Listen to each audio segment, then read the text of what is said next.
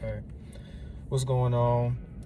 So I'm coming back with another video where I'm going to continue the series on reading The Intuitive Chef. Now, once again, The Intuitive Chef is a short guide on how to incorporate God in the kitchen with you, how to begin looking at the kitchen as a place where you can conduct your rituals in and allow your spirit team, your soul, your ancestors to begin working with you, and giving thanks to the universe, that way. um it focuses on being stress-free in the kitchen and making cooking an easier experience. So in my last video, I believe I talked about chapter 4. I said I was going to be jumping around the book, partially because that's how I wrote it. I didn't write each chapter like in the same order. So in this video, I'm going to talk about chapter 1. And chapter 1 is titled Approaching the Kitchen. So the title of this video is going to be The Kitchen is a Sanctuary. All right, so let's get started. So, how do you view the area in your home that you call the kitchen? Is it just a place to make food, or is it a place where the family can come and work together? Or is it a place where you can freely experiment and create things? How we view the kitchen will affect how we approach and use that space. By viewing the kitchen as a sanctuary, we can come to realize that this space is a much more sacred area than we give thought to. All right, so what is a sanctuary?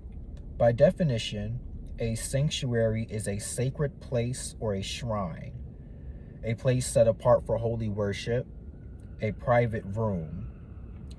So basically, a sanctuary is a place where one would come to speak to and or venerate God or respected deities. This is not a place to be tainted by lower vibratory states of mind or left unclean. Being that it's the sanctuary, you can kind of begin to look at the kitchen as almost like an altar space as well. I'm not saying like statues and all that need to be inside there. If you want to put pictures up inside there, things like that make sense. Also be careful because fire does exist in the kitchen. But and I'll get to this a little bit later, this is the place where you can actively speak with them. Everybody has an ancestor that cooked food for the family. Everybody has an ancestor that spent, a good 2/3 of their life sitting over a pot of boiling water, So everybody has some sort of spirit, ancestor, so on and so forth, that knows a way to communicate with you is to bring you into the kitchen. So we enter the sanctuary purified of mind, soul, and body. Any problems that we have do not exist here. We come into this space ready to communicate with a higher power and receive guidance. Remember, one of the definitions for a sanctuary is a private room or a place set apart for holy worship. So the way that I'll describe the kitchen is a place that exists outside of the space and time of whatever else is going on, exists at. Whatever problems you got, whatever emotions you're feeling, when you bring that type of stuff into the kitchen and you start cooking with that mindset, with those feelings, you'll begin to taint the food with that same energetic signature. So this right here is an excerpt from the first chapter. And this part is called, This is Your Sanctuary. The kitchen is your sanctuary.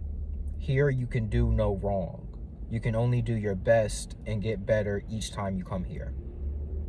The kitchen has now become your personal bubble, consisting of whatever you choose to make while within it. As you approach your sanctuary, mentally declare this space as your dominion. Here, you are the vessel for the universe to step in and explore itself as a divine chef. The seasonings, produce, food, pots and pans, and cooking utensils are all your tools of creation. Much like an altar, the kitchen is the place where you go to do your workings. What happens in the kitchen is a performed ritual that brings about a desired result, which would be the cooked meal. Only rather than waiting days for money to manifest or a lover to come into your life, the food is made in a matter of minutes to a few hours.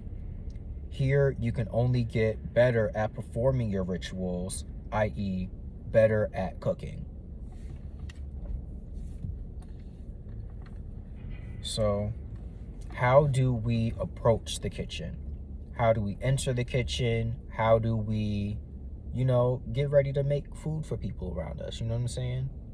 Of a clear mind and a clear emotional body. Like I said, don't be coming up in the kitchen all angry or sad, thinking that you can actually make the meal you want to eat. It's not going to work. You're not focused enough on the process of cooking. You're not focused enough on how the food needs to be cooked, whether it's things have to be at a certain temperature or have to cook for a certain amount of time. You're still too focused on whatever's got you down and off your block. You know what I'm saying? So you got to cleanse yourself and clear yourself of those things first. You want to approach the kitchen from a place of gratitude. Be thankful. Being thankful is a great place to begin and to do your works from. When I say be thankful, I mean really get into that. Like, you speak it, I'm grateful for whatever it is that you have in there. I'm grateful for these pots and pans that I have. I'm grateful for the kitchen space, the cabinets, the containers that hold the food, the sink, until that gratitude fills your entire being. Smile just for no reason and watch the type of feelings that begin to come over you. And yes, I'm still saying emotions. We want to we want to have those positive emotions, positive thoughts going through our mind. That way they raise the vibration that we're sitting at. It is still a matter of clearing the happiness, because what will come after happiness? Sadness. What can come after sadness is happiness. Coming into there balanced, unaffected by what's going on around us, but in a high enough vibratory state to receive guidance from our ancestors, spirit team, however you want to slice it, and so that we're making sure that we're pouring love into the food that we're cooking. So be thankful for the counter space, thankful for the pots and pans, thankful for the stovetop, etc. Coming here thankful for all that you have, for the simple fact that it exists, not placing any conditions on, whether you got the largest pots or the greatest, most expensive spoons. A spoon gonna do what a spoon need to do. If it's either gonna scoop or it's gonna stir, you know what I'm saying? Like, no matter if you got stainless steel utensils or you got wooden utensils, be thankful that they up in there, because they're going to do what you're trying to get them to do. That was the purpose for them even being made. We also want to come into the kitchen from a place of purity. And I'm not saying you got to go get cleaned and showered and smelling good just to cook some food, but you don't want to come up in there with all types of stains and flakes and, hair falling into the food. Like, clean yourself up a little bit, be a little presentable when you're cooking food for people. Wash your hands, clean the space, clear yourself mentally. Get all the junk and muck out of your mind. Release the emotions or set them to the side. Journal it out. Like I said, your emotions, all of that does not exist inside the kitchen when you cooking food. When you eat at places, and I've spoken this before, when you eat at places like restaurants where don't nobody want to be there, Don't, like, your food not gonna taste how it's supposed to taste. The only reason the food is good is because it's got X amount of chemicals sitting inside it, so that it's bypassing what it really tastes like, and you just smelling everything. You know what I'm saying? A lot of the things that you taste is actually your sense of smell that's working. So you eating nothing but a bunch of junk processed stuff that smells good, but is filled with the essences of people that don't want to be at their job. You know, I'm not coming here saying don't be eating at McDonald's, don't be eating at Wendy's because of what's in the food. I'm telling you, because half of them motherfuckers don't want to be there, and you eating all those emotions. So now you going to your own job talking about you don't want to be here. You showing up at home like, bitch, I ain't trying to be here. I ain't trying to look at y'all, none of y'all in y'all face, because that's what you just got done eating.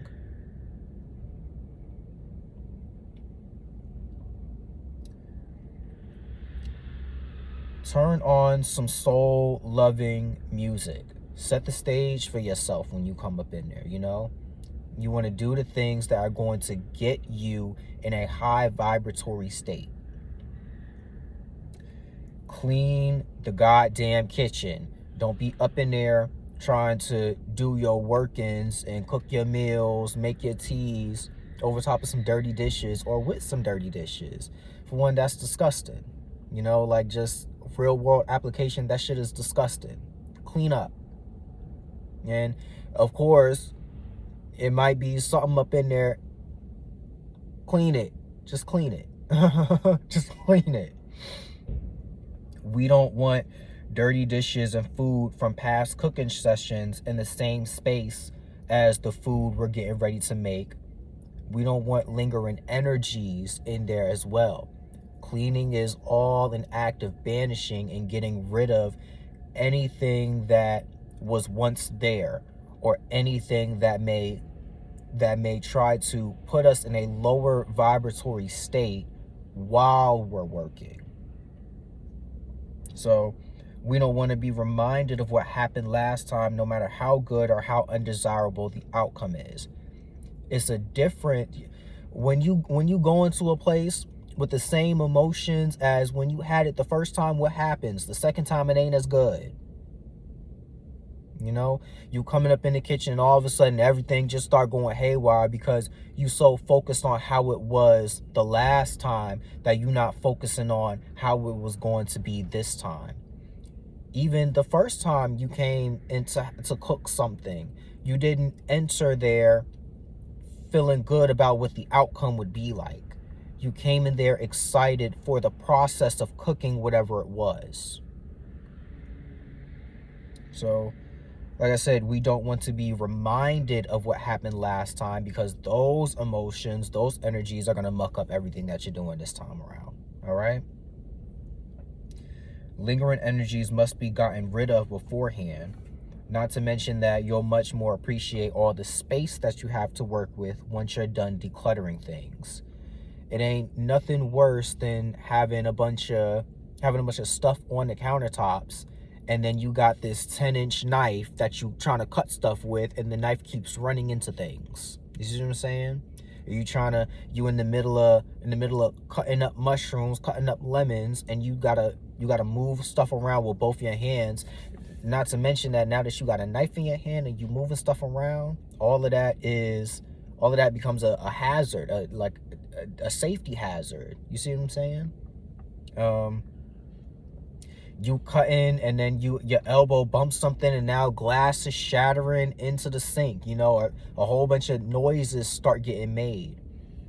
It's not going to allow you to really get into your groove of things because you got stuff in the way.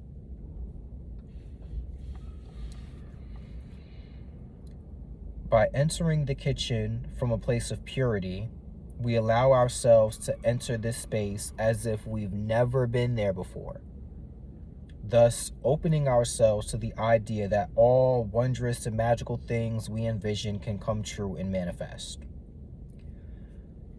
By entering into the kitchen as if you've never been there before, whatever food you made yesterday that came out shitty, that's not affecting you.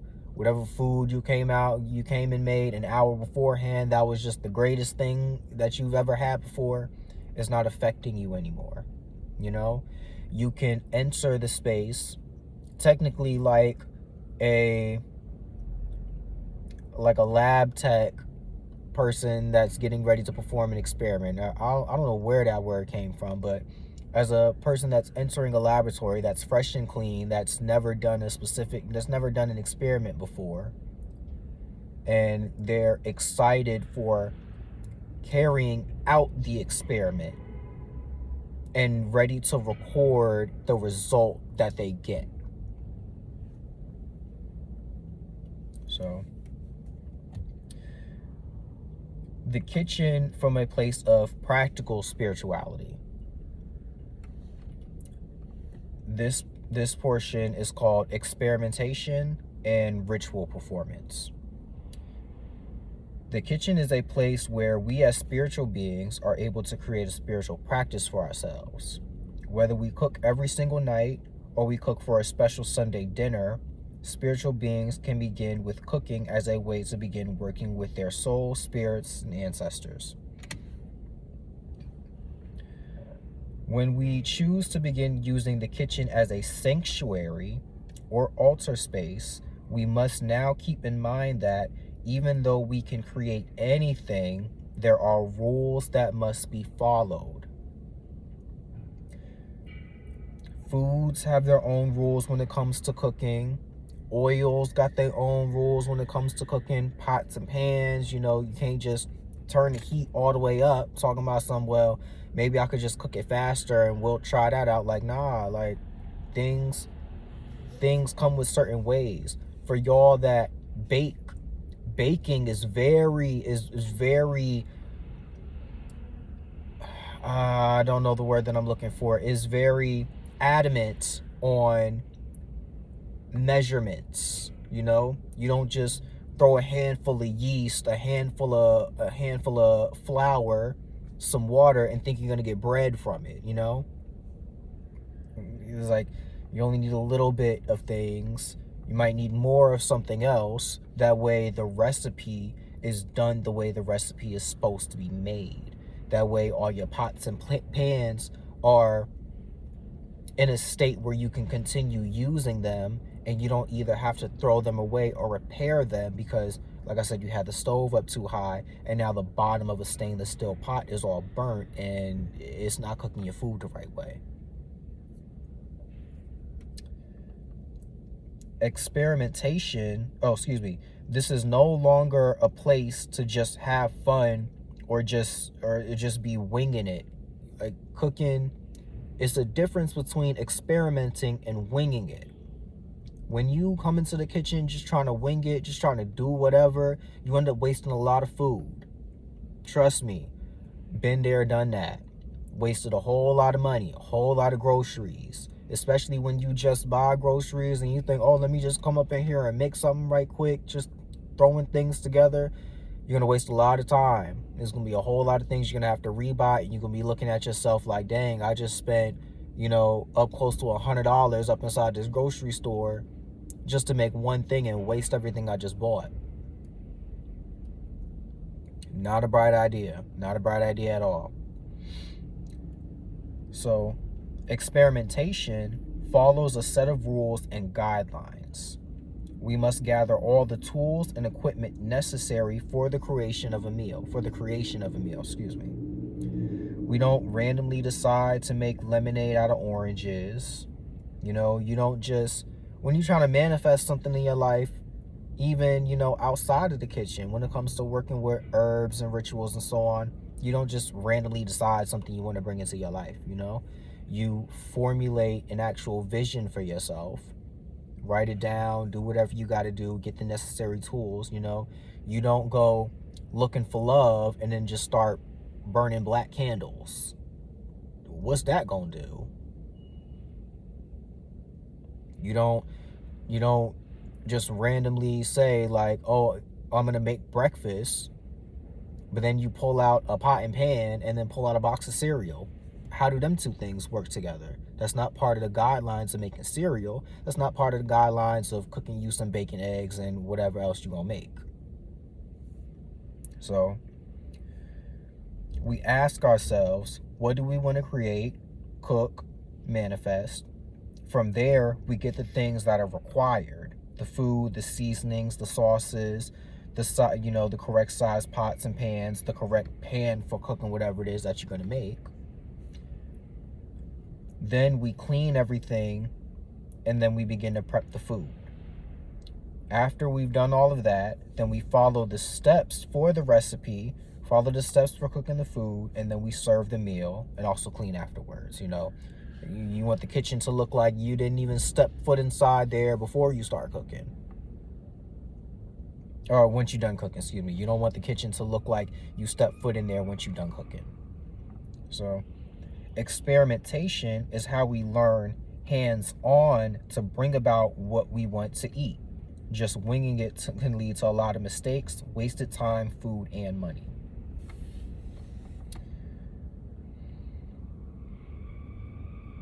There was something in my mind that I was going to say, and it's escaping me now. So if it doesn't come back to me, oh well.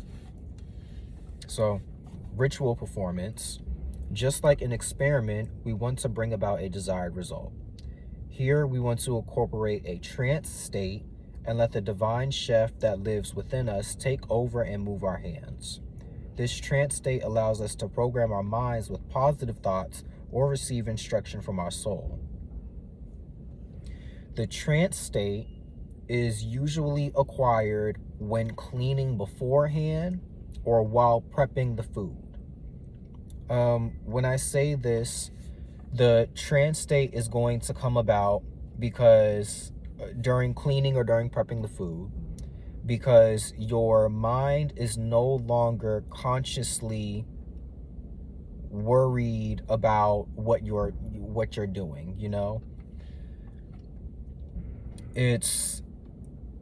Cooking is a way of, like, cleaning and prepping the food is a way of using your body in a sort of, like, as the mantra that you're speaking.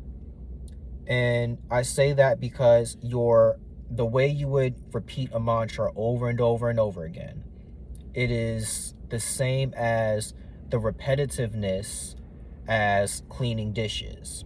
So grab the dish, soap, rinse, wipe, rinse it off with water, put it away.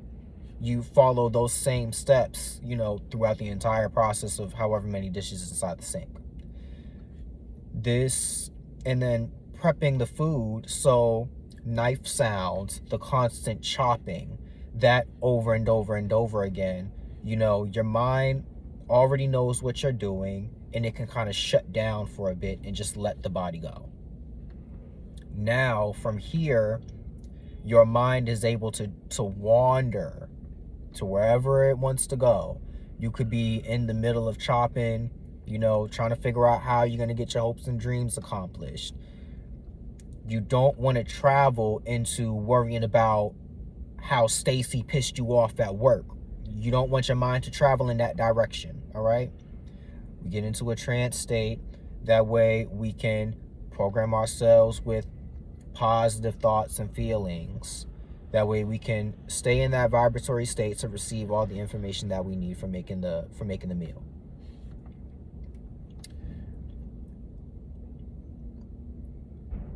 Let me talk about this as well too. How do I describe this? This is escaping me too. I just made a video about this.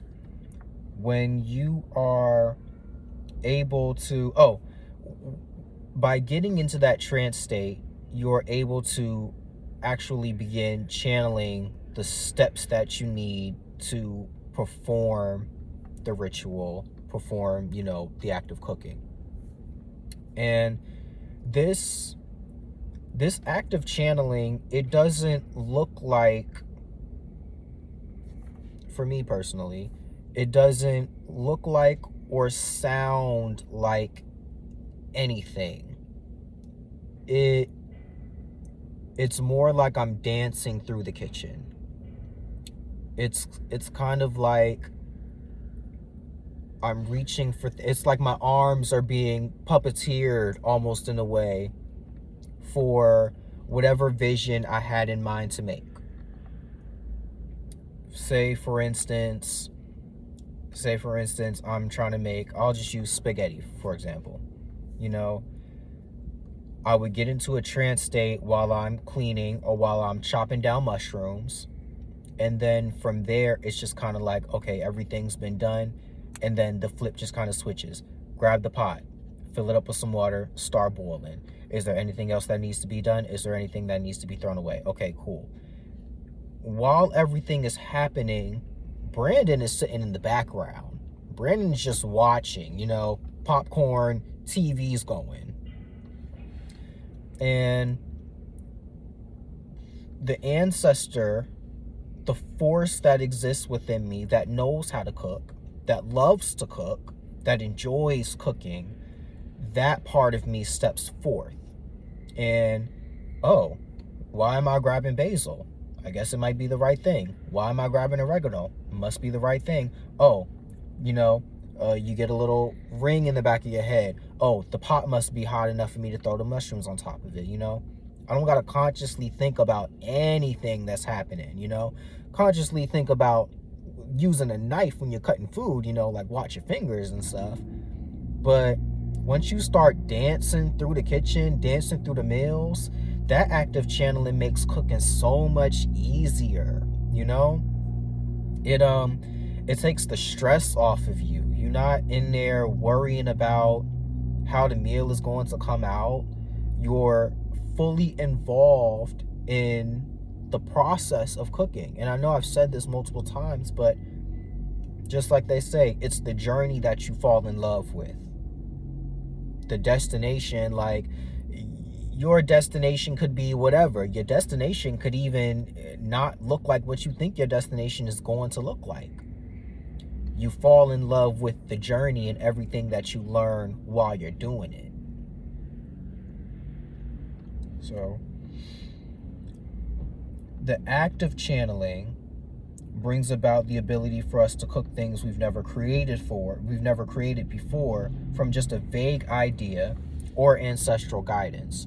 When I say ancestral guidance, I mean, say for instance, you're really into your altar work and they tell you, hey, we want this type of meal made for us, You ain't never made it before, you never seen it before. Maybe it was something you had one time when you went to your grandmother's house and she was just making it just because that was her favorite meal. All of that starts to kick in. And you gotta let yourself be moved through the kitchen. You don't want to be too in charge, because it's not you that's creating. It's the God in you that's telling you how to bring about what you thought about. It's your ancestors that's showing you, hey, this is how we move. This is how we did our ways. This is the psychic impression that I'm trying to leave with you. The oral, story that I'm trying to tell you. You don't go to a teacher telling the teacher how to do the math problem or how to do the science problem and all that. They're there to show you and to guide you to the answer.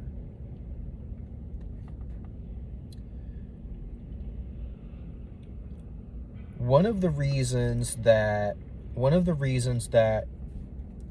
you're so able to receive guidance and speak with your ancestors while you're in the kitchen, outside of the fact that everybody's got an ancestor that cooks, always keep that in mind. You could be the person that's supposed to be the next ancestor to be cooking for the family. All right? But all 4 elements exist inside of the kitchen. So the water that you boil the food with, the water that exists inside of the food, your own emotional state, air, the steam, the smoke, the instructions for how to cook the food, fire, you got to have a source of heat. You know, how you gonna start anything without a source of heat? And then earth is food, spices, herbs, da da da da da. For you people that got air fryers, you know, air fryer itself is air and fire energy. Electricity, electricity is just another form of fire. So don't think that don't think that there's not an element missing just because you're using an air fryer. You know, you're just using a different type of tool. You see what I'm saying? Because all four of these elements exist inside of the kitchen, everybody has their own affinity for how they receive messages from spirit. It is very, for me, water does it. Just simply running the sink, I start, like that'll get me to notice that there's an ancestor or spirit around me that's just like, hey, let me get your attention real quick. Running water, people get it from staring in flames. Y'all got gas fires, gas stoves. That's a flame right there. Some people can read smoke and incense and things of that nature. So there's your air that you can look into and see get messages like that. And then you also got people that, and I guess when I say earth, I mean maybe more of a person that likes to cook with their hands. So kneading the bread, mixing everything together in a bowl as opposed to using a spoon.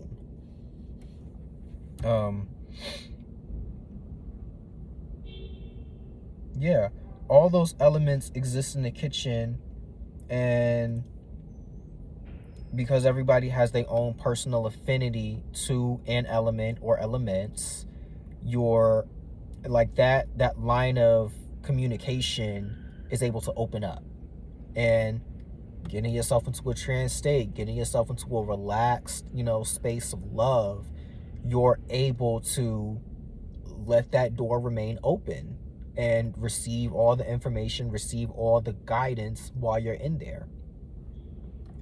So at the end of the performance being the ritual being cooking, we give thanks to the force that's teaching us and assisting us. You do that by setting some food on the altar. You're giving food to your pets. That's another way as well. One of the things that I'll do, and I tend to do this every time I cook something. It is like a tithe of fooding, like a tithe of fooding, a tithe of food, where I'll leave, quote unquote 10% of whatever I made on an altar. Now it's kind of at a point where, since I don't eat as much now, not for any specific reasons other than paying attention to my body and what it needs. I'll make a serving. I'll just make a serving hey, this is y'all serving for the night. Thank you for helping me.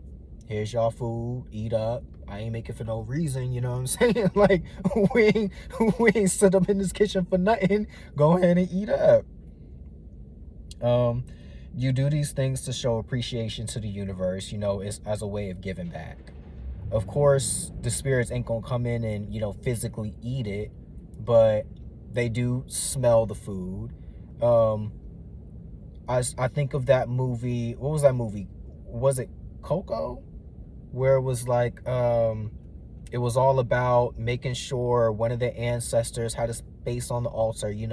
When they all sat together, it was like the Day of the Dead. They all sat together and they were picking up the essences of the food that was brought, picking up the essences of the gifts, whether that be cigarettes, food, fruit, however you want to slice it down.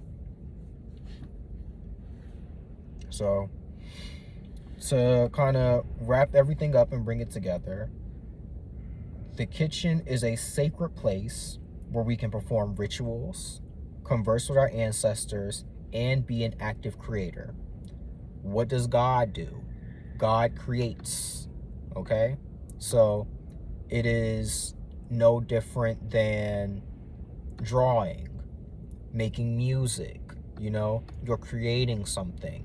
And quite frankly, you're creating it out of raw material, out of nothing, out of a very vague vision that you had in your mind.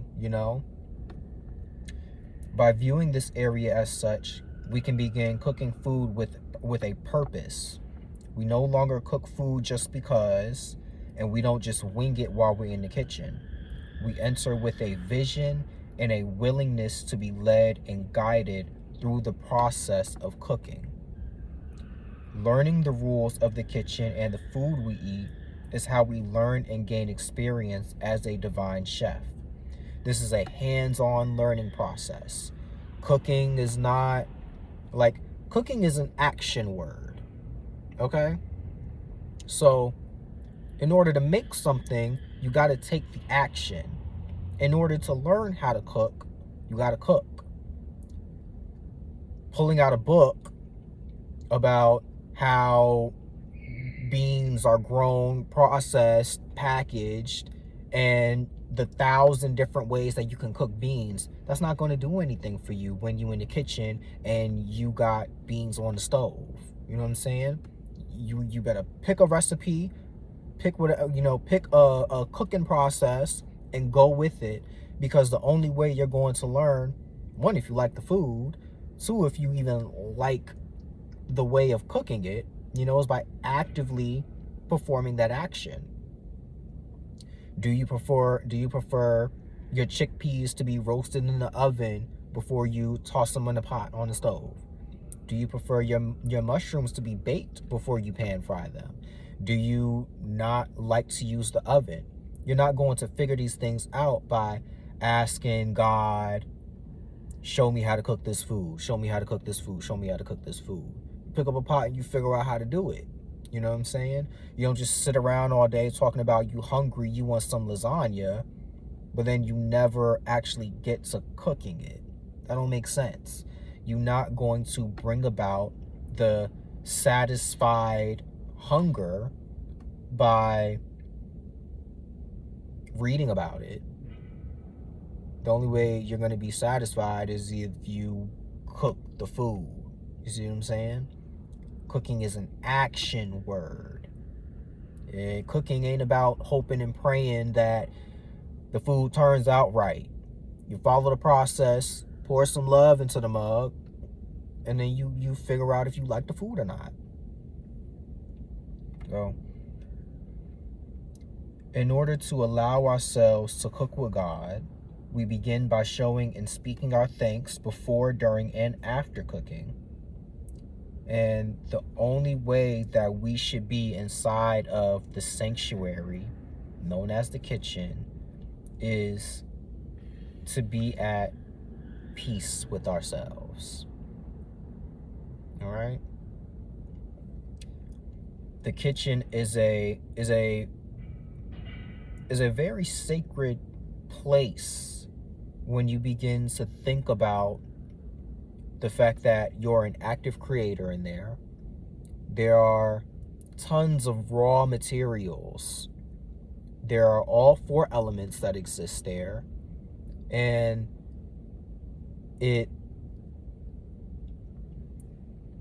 is a way to express love.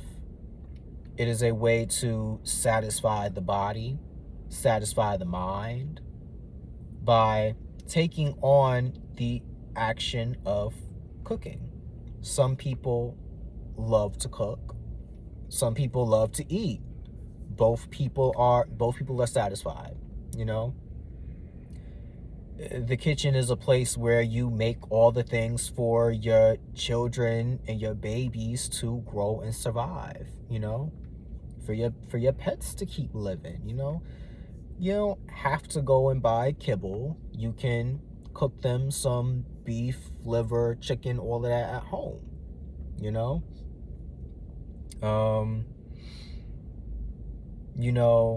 Our ancestors wasn't going to supermarkets and buying, things processed, bag of chips for $5.99.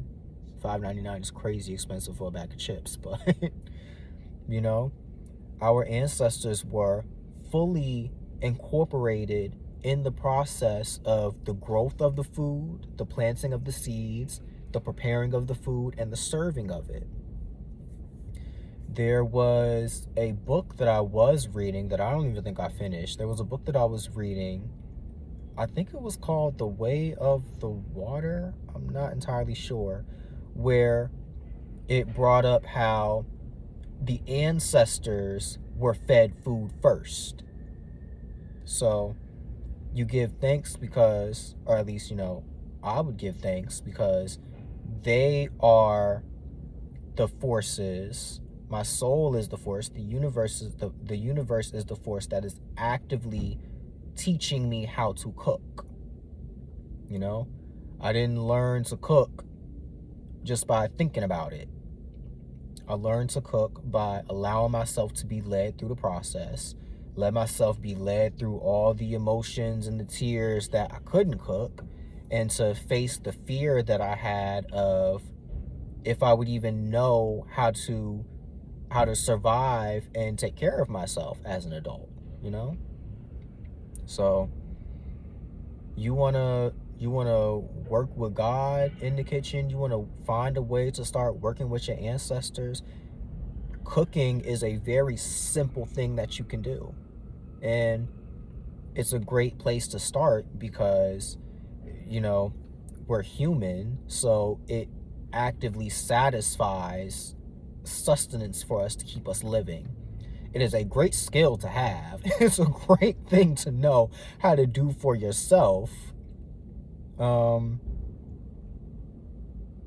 to provide nourishment for yourself, Every family should have at least one or two, at least one. Every family should have at least two people that know how to cook, at least. It don't got to be both the parents. It could be a parent and a child, you know what I'm saying? But you should at least have two people that know how to cook because they can make things together. One person can do what the other person can't do. One person not there, the other person can do it. But also so that information still stays in the family, It would make no sense to come from a family of chefs, but then all you do is buy everything from a store and you never took the time to cook. So yeah, I think that's just about what I got, Viewing the kitchen as a sanctuary, as a place where the ritual performance of cooking takes place, The Intuitive Chef is available now as an ebook. I'm gonna put the link down there in the description. I'll catch y'all next time.